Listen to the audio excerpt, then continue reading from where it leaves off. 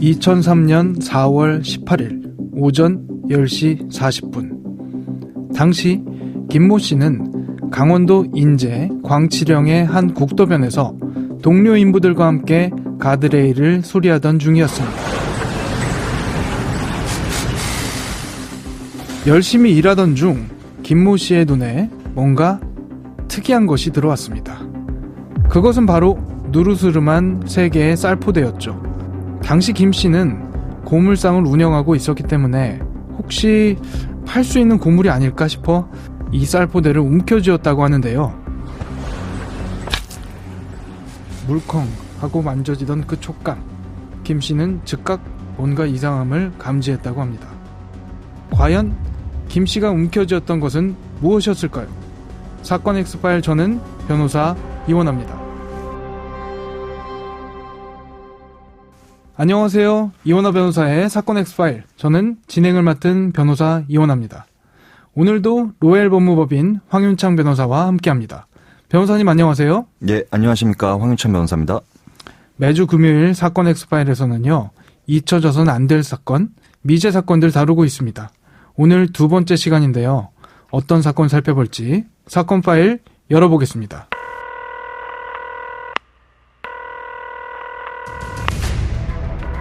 사건은 보이는 것보다 가까이에 있다. 변호사의 눈으로 냉철하게 바라본 사건 사고. 이원하 변호사의 사건 X파일. 9번째 파일. 인제 광치령 토막살인 사건.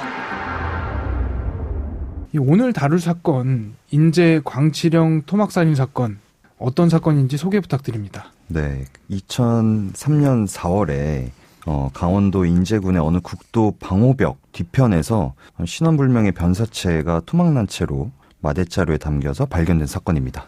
당시 작업자가 발견해서 경찰에 신고를 했는데 머리와 팔 부분은 사라져 있었다고 하고요. 군부대까지 동원해서 대대적인 수색을 했지만 시신의 일부는 찾지 못했고, 당시 신고된 실종자 2만 5천 명의 가족들에게 피해자에 대한 정보를 우편으로 전부 발송했다고 합니다. 그래도 수확은 없었고요. 현재까지도 미제 사건으로 처리돼서 수사기관에서는 비교할 만한 DNA가 발견될 때마다 대조 작업을 하는 방법으로 수사를 계속하고 있는 상황입니다. 아까 말씀하셨던 것이 네. 그 머리와 팔 부분이 없었다. 네. 이건데요. 그 머리 아래 부분에 몸통과 다리만 남아 있었던 상황이라고 보면 되겠네요. 네, 그렇습니다. 이 피해자의 신원을 알 수 없는 살인사건이 발생했을 때 가장 유용하게 활용되는 것들이 바로 이 지문이랑 치아잖아요. 예, 그렇습니다. 해당 사건 같은 경우에는 그게 불가능했던 거죠? 네, 마대자루에는 아까 말씀하신 대로 시신이 이미 토막나 있었고요. 머리와 팔 부분이 전혀 없었다라고 합니다. 그리고 아무리 수색을 해도 찾지를 못했다고 해요. 그래서 머리에 당연히 치아가 있고 또 팔에 지문이 있으니까 그 시신 부위 자체가 없어진 상황에서 찾을 수는 없었죠.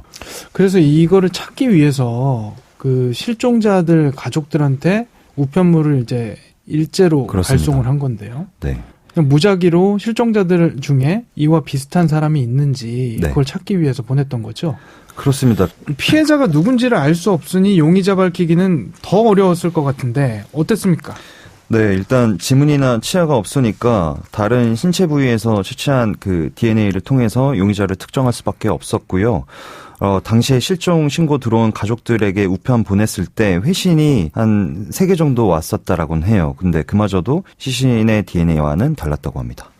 이 사건이 굉장히 특이했던 것이 시신에 피도 없었대요. 그렇습니다. 피가 전부 빠져있는 상황이었습니다. 피가 하나도 없으니까 그 피가 고여서 발생하는 시반, 네. 시반도 없었고 그렇습니다. 시반이 없으니까 당연히 사망시간도 추정을 하기가 좀 어려웠던 거고요. 그렇습니다. 시반이 없었다라는 거는 그 약 3시간 정도가 소요된다라고 하는데 그 3시간 내에 빠르게 시신을 토막내고 훼손했다라는 거죠. 이후에 수사가 혹시 어떻게 진행됐는지 혹시 아시나요? 네, 수사를 하다가 2016년경에 국가수에서 그 시신 훼손에 사용된 도구가 전기톱이라고 밝혔다고 합니다. 그 2017년에는 강원지방경찰청 미제팀으로 이관됐고요. 그리고 의심되는 DNA가 확보될 때마다 비교하는 방법으로 수사를 하고 있다고는 합니다. 다만 그 아직도 그 시신에서 확보된 DNA가 도대체 몇 명인지, 한 명인지 그 여부는 공개되진 않았습니다.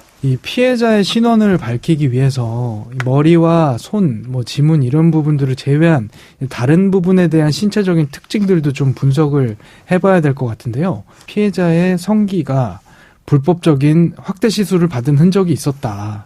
이게 사실 일반인들이 받을 수 있는 그런 시술은 전혀 아니잖아요. 그래서 아무래도 수사기관에서는 조직폭력배나 유흥업에 종사하는 그런 종사자가 아니냐. 그렇다고 하면은 가해자도 그쪽 사람이 아닌가.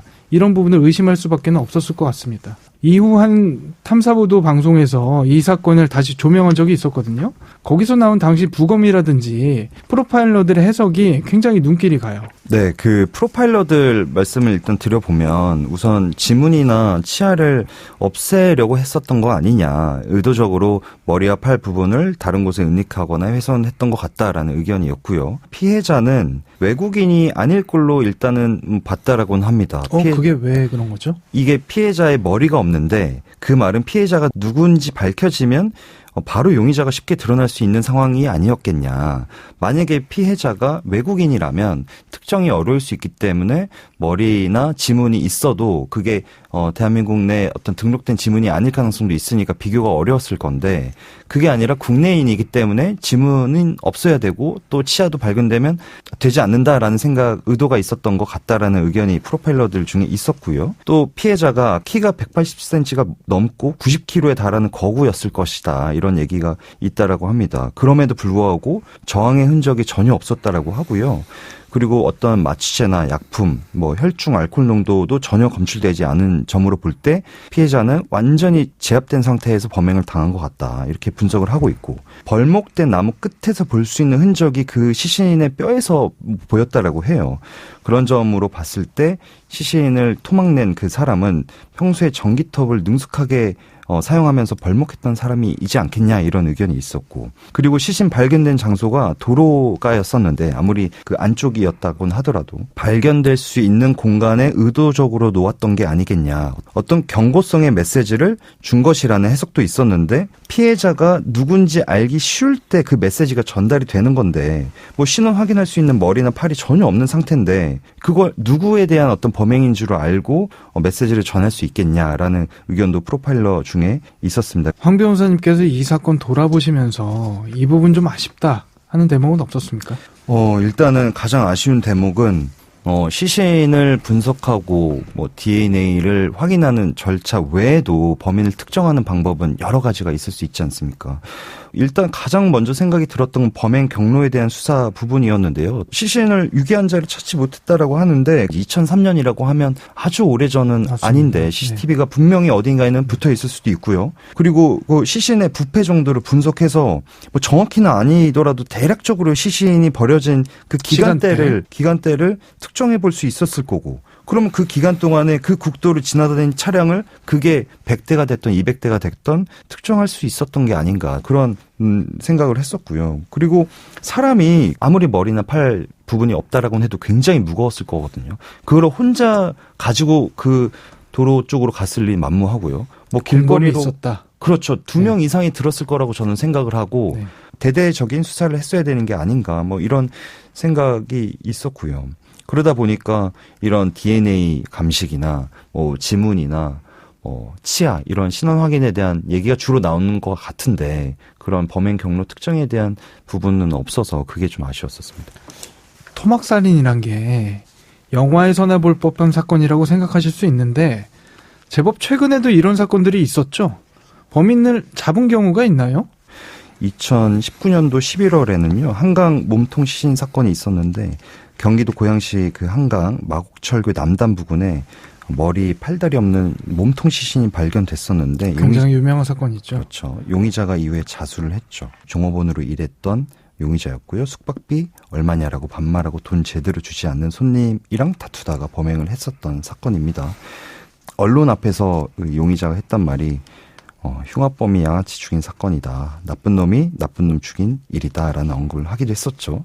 그리고 이후에 옥중회고록을 내기도 했는데 그 2021년 살인 저지른 또 다른 범인 가운데 2명 정도가 그 회고록을 보고 모방을 했다. 롤모델이다라는 그런 모방 범죄가 바로 말을 나온 거네요. 그렇습니다. 하기도 했고 그리고 또 사례 2개를 말씀드리면 2016년도에 인천 부평이나 그 김포 쪽으로 흐르는 하천이죠. 굴포천에서 신원 미상 여성 변사 사건이 있었는데 그거는 미제 사건이고요. 그리고 20년도 경인 아라뱃길에서 훼손된 시신이 발견된 사건도 있었는데 이것도 아직 미제 사건입니다.